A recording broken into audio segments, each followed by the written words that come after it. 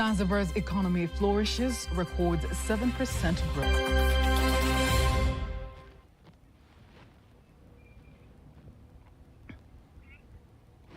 Good evening, I am Faida Gaga. You can also follow us live via our YouTube channel, TBC Online. Also, get all the latest news through our Instagram, Facebook, and X pages at TBC Online. The President of Zanzibar and Chairman of the Revolutionary Council, Dr. Hussein Ali Mwinyi, says in the past 5 years, the economy of Zanzibar has continued to improve, and by 2024, it has started to grow at a rate of 7.1%. President Dr. Mwinyi made the remarks in Zanzibar while dissolving the 10th House of Representatives of Zanzibar. Here are more details. The 10th House of Representatives of Zanzibar has a total of 78 members, including 50 members elected by their constituencies, 42 men and 8 women, members appointed by the President 5 women, 3 women, 18 special seats, all of whom are women with a total of 29 women and 49 men.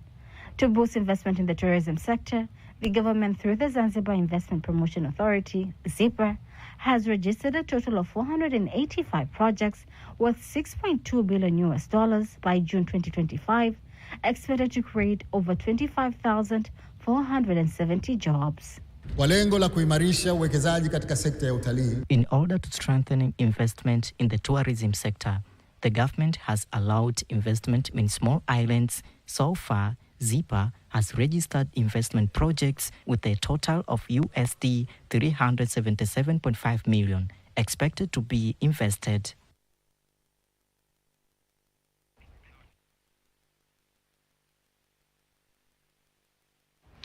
Prime Minister Kassim Majaliwa has issued a 5-week ultimatum to all government institutions to have joined the electronic systems that will facilitate seamless integration of the government ICT access to services for citizens. He issued the ultimatum today while representing President Samia Suluhu Hassan at the climax of the Public Service Week celebrations held at Chinangali Park in Dodoma, insisting July 30th this year to be the deadline. Kwa taasisi zote za umma ambazo hazijajiunga na mfumo huu, mwisho tarehe 30 mwezi wa 7. All public institutions that have not yet joined the system must do so by July 30th. Everyone should be registered on government system by that date. This was a directive issued by the Honorable President. There are no costs involved. You are not required to budget for it. You are also not required to budget for travel. IGA is in Dodoma, and if you are also in Dodoma, go and ensure that you join the system so that you can start communicating through the platform with your colleagues.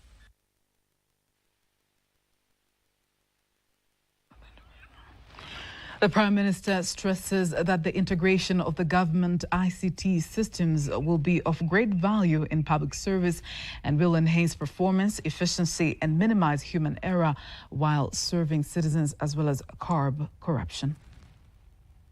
Endeleeni kuzingatia miiko na maadili ya utumishi wa umma. For public servants, continue to uphold the ethics and code of conduct required in public service, which include kindness, welcoming citizens, listening to them, and serving them appropriately. Even if a particular issue does not directly concern you, your duty is to get the citizen to the appropriate place where they can receive the service they need.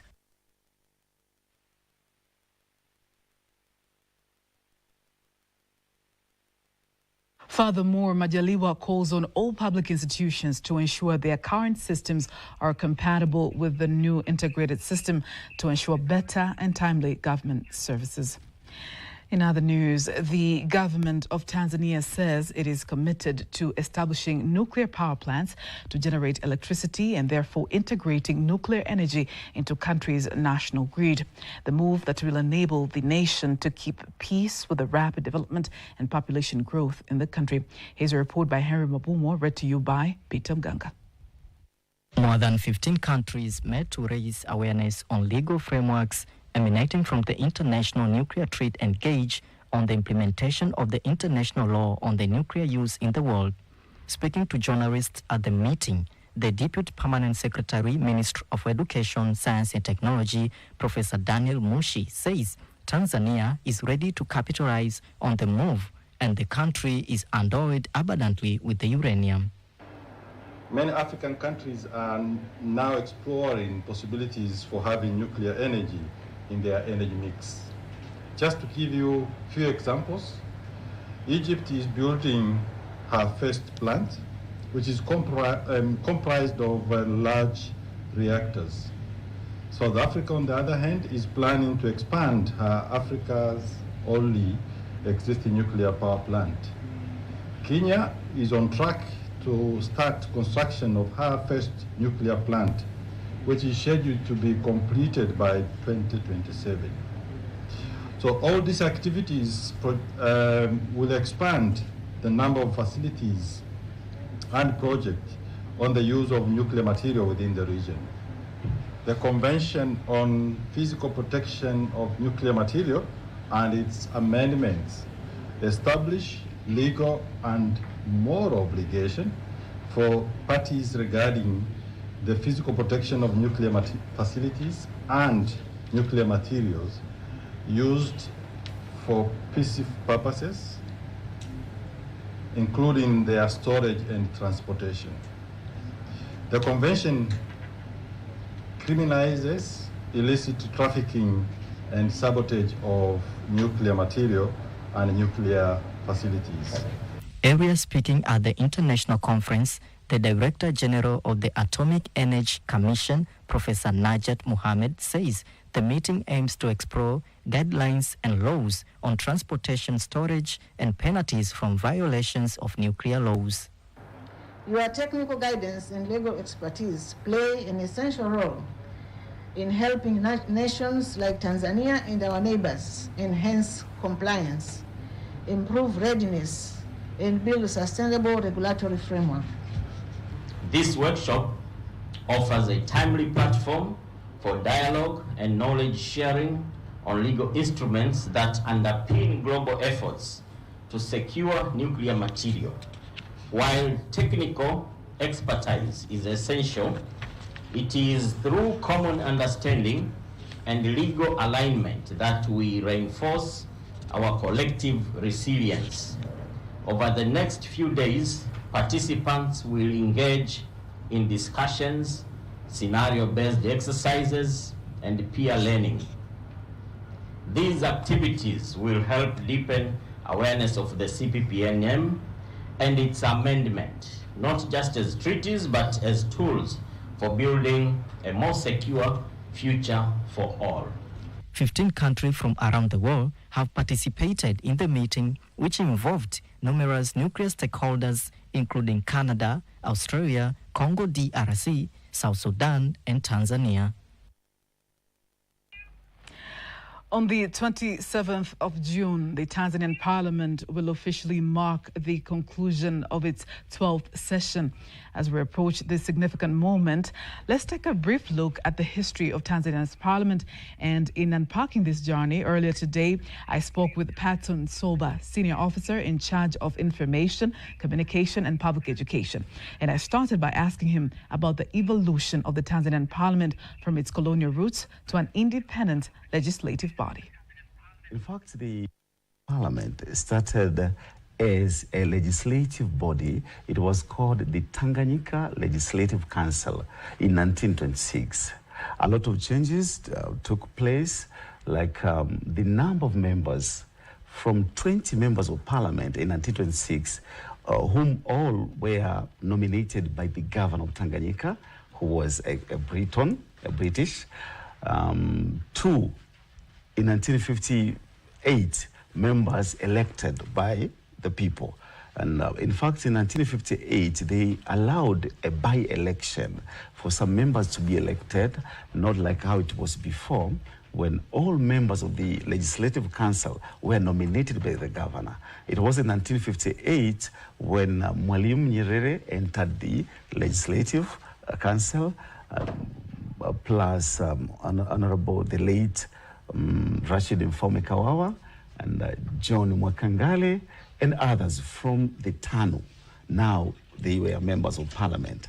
And the other changes, in 1953, let me go back to 1953, they changed. It was given in the act that formed the Legislative Council that the governor must be the head of the legislative body.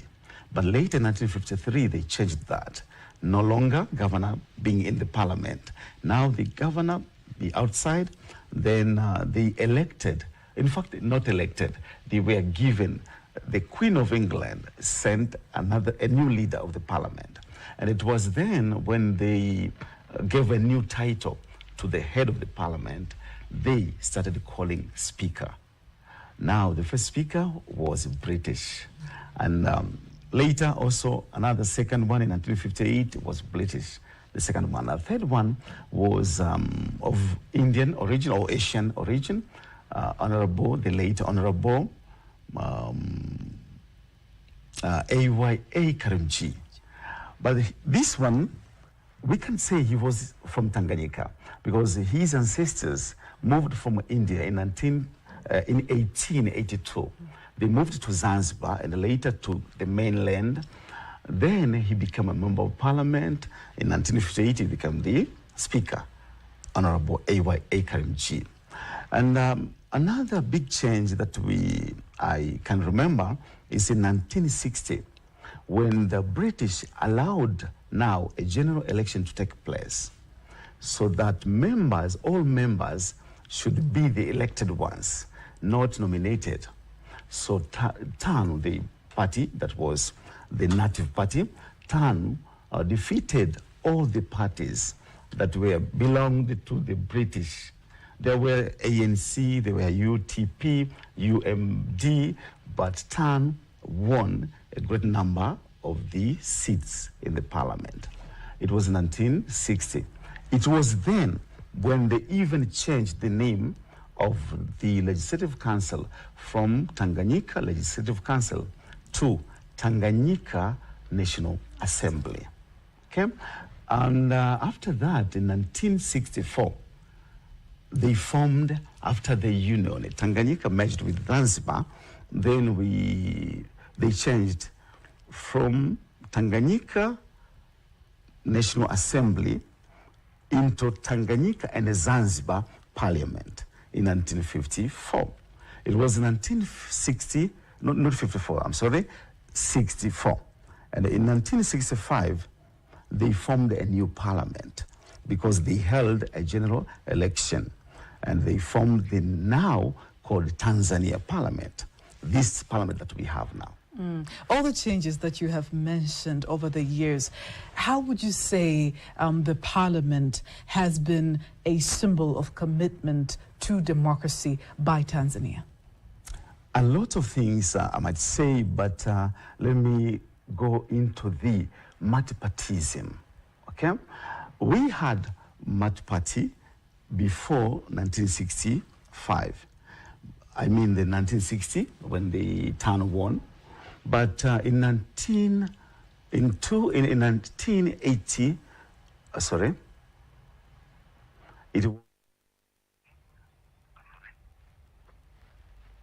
allowed again to have multipartyism in Tanzania. Then we had a lot of opposition parties. They came in. And in 1995, the opposition won a lot of seats. The NCCR party won a lot of seats. And we can say that Parliament has been a symbol of democracy because they have been giving an equal chance to members from the opposition to contribute to the Parliament. They have been giving the opposition to form, if they have reached the required number, to form we call it a shadow government, and you have this shadow leader, the head of the opposition in the parliament, and this head of the parliament is respected in the parliament. Whenever he rises, then the speaker considers to give him a chance or her a chance. And he even being provided an office in the parliament building. He even provided a means of transport from the government, given staff in the parliament. I believe that is party of adhering to democracy. When explaining, you also elaborated about how the union of Tanganyika and Zanzibar sort of changed the structure of the parliament. Some people may not know the structural differences between the House of Representatives and the parliament. Can you elaborate a little bit? Yes, the two are different. In the House of Representatives, they have, I think, almost 80 members. In the Union Parliament, we have members up to 394, though currently we have 392 because we lost one member last year, and there is a post of a kind of membership given to a speaker if it happens that the one who vied for speakership was not among the members. If it happens, she gets the chance, then the Constitution provides a chance for him, a kind of membership for the speaker. So this time, we don't have that type because the speaker, the current speaker, the sitting speaker, is from the constituency member kind of. So that number now is 392. But this, in 1964, when they formed the Tanganyika Zanzibar Parliament, it was the members from the Tanganyika National Assembly plus members from the Revolutionary Council of Zanzibar, not the House of Representatives. In Zanzibar, there was a legislative body, but it was called the Zanzibar Legislative and Executive Council. Those members didn't take part in forming the Tanganyika and the Zanzibar Parliament. But in 1965, when they did general election, then we got members from constituencies in Zanzibar and in mainland. So now we have the total number. And I forgot one thing. From the House of Representatives, we have 5 members who are coming from the House of Representatives. They are being elected in that house to come to the house, to the mainland, to the Union Parliament. Yeah, that's how the composition of the parliament is. Lastly, what would you say is the uniqueness of this particular parliament? Some people say, for instance, the fact that the Speaker of the Parliament is also the President of the IPU. What would you say about that, the uniqueness of this current parliament? Each parliament, when I say each parliament, I'm referring to 5 years term of a parliament. It's unique. You cannot compare one to the other. But this one, I might say, it has done a lot. When you're seeing what is happening in Tanzania, all the development that you're witnessing, they are passing through the parliament. So the parliament has done a lot. But plus that one, this sitting speaker, Honorable Dr. Tulia Ackson, being the president of the Interparliamentary Union, that's a great thing. I think it's something, it's a milestone. We can remember this for years. And I'm praying that she can vie for a second term because the term is only for 3 years. And next year, I think she's going to contest again.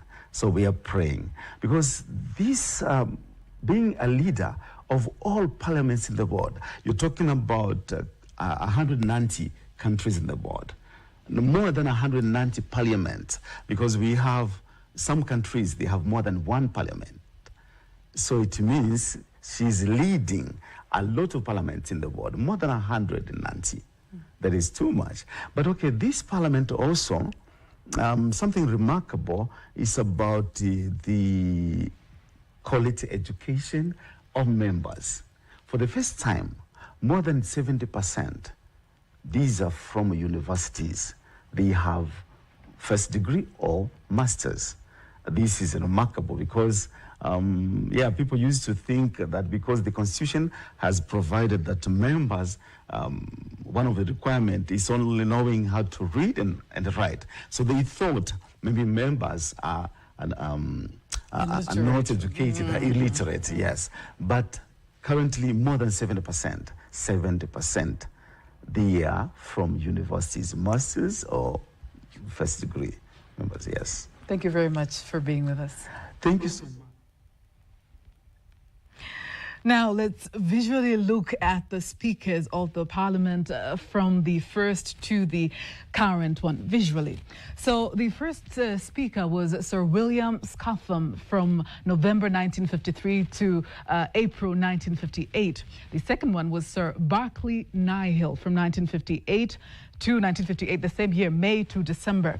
Then the other one was A.Y.A. Karimjee from January 1956 to December 1962. And then Chief Adam Sapi Mkwawa, who is a descendant of Chief Mkwawa of Iringa, who was able to beat the Germans in the past. So he was able to serve 2 terms from 1962 to 1973. 1975 to 1994. Chief Erasto Mangenya, who served from 1973 to 1975. And then Pius Msekwa, 1994 to 2005. Samuel Sita, 2005, 2010. And then Tanzania witnessed the first female speaker, Anne Makinda, from 2010 to 2015. Then Job Dungai from 2015 to 2022. Then the current speaker, Dr. Tulia Ackson, who is also the president of the Inter-Parliamentary Union, IPU.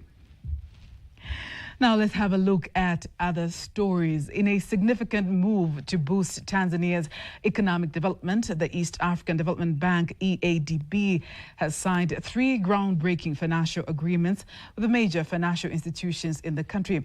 The deals, worth over 63 billion Tanzanian shillings, are set to support small and medium-sized enterprises and tackle the nation's housing shortage. Speaking during the ceremony, the Chief Executive Officer of Tanzania Mortgage Refinance Company, TMRC, Oscar Mgaya, says the agreements are not just financial transactions, but they are investments in people, in homes, and in the entrepreneurial spirit that drives Tanzania forward.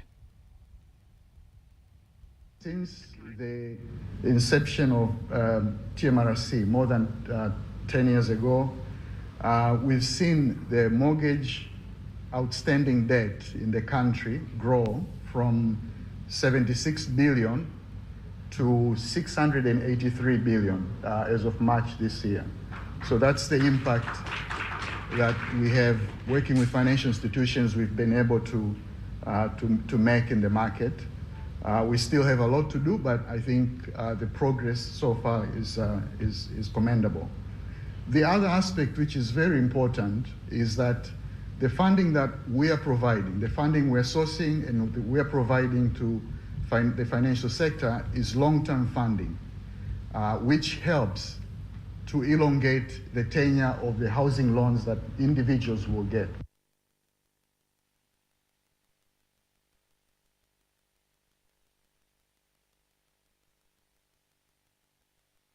Furthermore, the EADB Director General Bernard Mono elaborates that the partnership demonstrates confidence in Tanzania's growth trajectory and the commitment at closing critical development gaps, particularly in housing and access to affordable financing for SMEs. No coincidence that in just last year we boast of having impacted over 60,000 SMEs in the region and created more than 110,000 jobs, including more than 21,000 going to women. We use the funding to finance different development projects in different sectors, including manufacturing, agro-processing, mining, energy, and infrastructure. So I would like to witness that the fund have had an impact in socio-economic development. Starting in the agro-processing sector, the fund supported the establishment of the major coffee factory project in Kagera and cotton ginneries in Mwanza. Thus, we enhanced the value addition in coffee and cotton subsectors.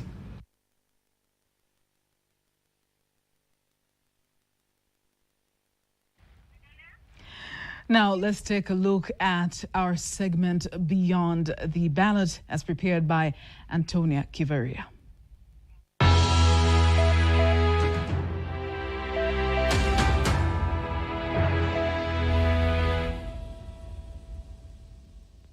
Before the birth of modern Tanzania, there was Tanganyika, a nation whose journey to democracy began under the shadow of colonial rule. For decades, Tanganyika was governed without a voice of its people, first under the German control in the late 19th century, then under the British administration after the World War I. Decisions were made by distant powers. African had no seat at the table, no vote and no voice. But everything began to change in the 1950s. In 1954, a young teacher named Julius Nyerere founded the Tanganyika African National Union, TANU. The party initiated a national movement calling for self-governance and political rights for the African majority. The British administration, under pressure from growing nationalist demands and international pressure, introduced limited elections in the 1958 and the 1959. These elections, thought still restricted, marked the first time ordinary Tanganyikans practiced in choosing their representatives. TANU swept the polls, winning all 30 elected seats. The message was clear. The people stood with TANU, and the winds of the change were unstoppable. In the 1960s, Tanganyika held its first full general election, the time every African adult had the right to vote. TANU dominated once again, winning 70 of 71 seats in the parliament. Julius Nyerere became the prime minister, and the path to independence was sealed. On December 9, 1961, Tanganyika gained independence. A year later, it became a republic, and Nyerere was elected the country's first president. Tanganyika's election history laid the foundation for a democratic tradition that would continue after 1964, when the country united with Zanzibar to form the United Republic of Tanzania. From colonial rule to the ballot box, the people of Tanganyika shaped their destiny through the power of the vote and began of a legacy of the leadership that would echo across East Africa for the generations. And this is how a nation claimed its voice, one vote at a time. Reporting from Dar es Salaam, Antonia Kivaria, TBC News.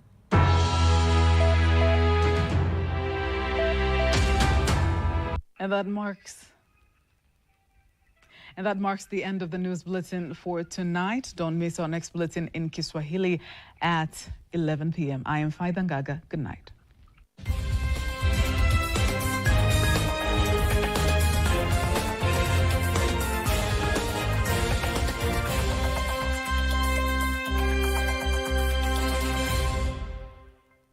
Unaangalia TBC1, ukweli na uhakika. Kurugenzi mawasiliano ya Rais Ikulu inawaletea, huyu ndiye Samia Suluhu Hassan.